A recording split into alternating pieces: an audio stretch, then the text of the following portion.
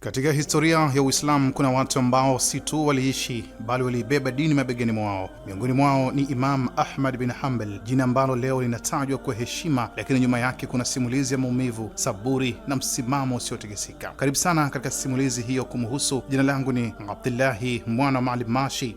Karibu tuwe sote. Imam Ahmad ibn Hanbal alizaliwa mwaka 164 Hijria sawa na mwaka wa 780 Miladia katika mji wa Baghdad nchini Iraq. Yeye ni imamu wa 4 katika wale maimamu 4 mashuhuri baada ya Imam Abu Hanifa, Malik, Shafi, kisha anafuata yeye. Hakupata malezi ya kifahari kama ilivyo kwa wengine, bali alikulia katika mazingira ya kawaida. Akalelewa na mama yake baada ya kufiwa na baba yake mapema, lakini kama Waswahili wasemavyo, dhiki haizuii riziki. Ndivyo alivyoianza safari ya elimu akiwa angali mdogo. Tangu utotoni mwake, Imam Ahmad ibn Hanbal alijikita katika kuhifadhi Qur'an, kisha akaelekea katika ilmu ya hadithi. Hakuishia tu Baghdadi pekee, alisafiri masafa marefu akitembea kwa miguu na kuvumilia njaa na uchovu, akikusanya hadithi za Mtume Muhammadin sallallahu alayhi wasallama kutoka kwa wanazuoni wakubwa wa zama zake. Ndani ya moyo wake kulikuwa na kitu kimoja tu: kuhifadhi ukweli wa dini bila kuchanganya na matamanio ya watu. Miongoni mwa walimu wake wakubwa Ahmad bin Hanbal ni Imam Shafi. Huyu ndiye mwalimu wake maarufu zaidi. Imam Ahmad alikaa naye Baghdad na kunufaika sana na elimu ya fiqh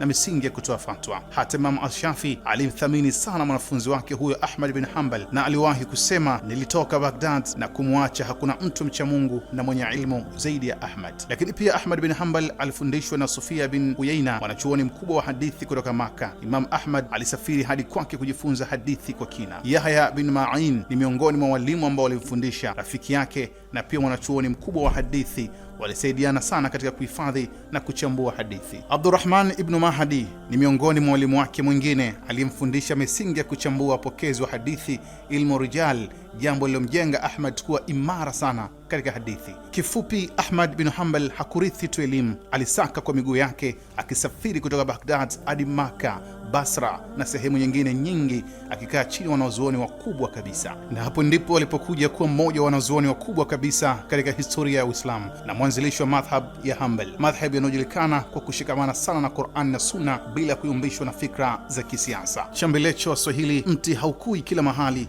lakini ukimea pahala pake hustawi kwa nguvu.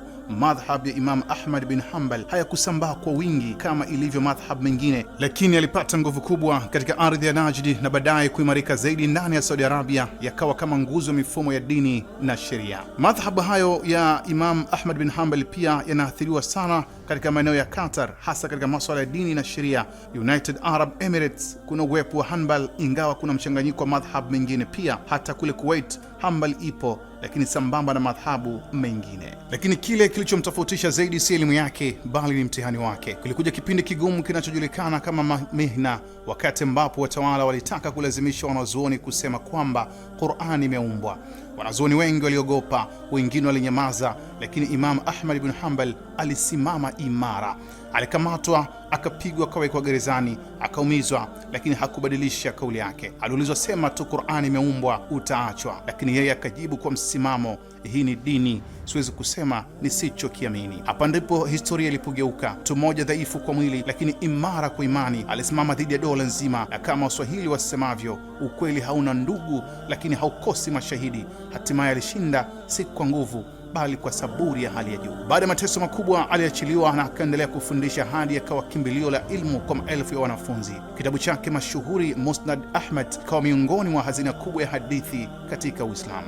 Katika mwaka wa 241 Hijria alifariki dunia huko Baghdad nchini Iraq, lakini siku ya kifo chake haikuwa ya huzuni tu. Mwaka 241 Hijria sawa na 855 Miladia, Imam Ahmad bin Hanbal alipatwa na mauko, akaaga dunia huko Baghdad nchini Iraq. Lakini siku ya kifo chake, licha kwamba ilikuwa ni huzuni tu, lakini pia inasimuliwa maelfu kwa maelfu ya watu walihudhuria mazishi yake, ishara kwamba mtu aliyeteswa na dunia aliheshimiwa na historia. Leo hii jina lake bado linasimama, si kwa sababu aliishi, bali kwa sababu hakuuza msimamo wake. Hii ndio dunia.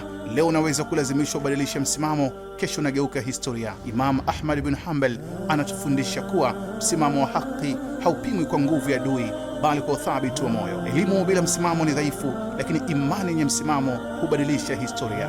Na mwisho wa yote, nafasi, mamlaka na nguvu si vya kudumu, lakini ukweli ukisimamiwa hubaki milele, kwa sababu kama Waswahili wasemavyo, uongo huenda mbio, lakini ukweli hufika. Hayo ndiyo yalikuwa maisha ya Imam Ahmad bin Hanbal. Asante kwa kuwa nami. Ndimi Abdullahi mwana wa Maalim Mashi. Kutokana na maombi na ushauri wa wadau wa Kishki TV duniani kote ya kuomba kuichangia Kishki Online TV ili nao wapate kheri zinazotokana na kazi hii, sasa milango ipo wazi kwako Muislamu popote pale ulipo. Unaweza kuichangia Kishki TV kwa kutoa sadaka yako ili umma wa Uislamu uendelee kunufaika na maudhui ya vipindi mbalimbali vyenye ukumbusho na mafundisho lukuki kutoka hapa Kishki TV. Kumbuka kutoa sadaka hata kwa kiasi na ikhlas na kufurahi pindi itakapofika korabuka. Changia Kishki TV kupitia Airtel Money 0789445555 au Vodacom M-Pesa 0746588888. Jina Kishki Online TV.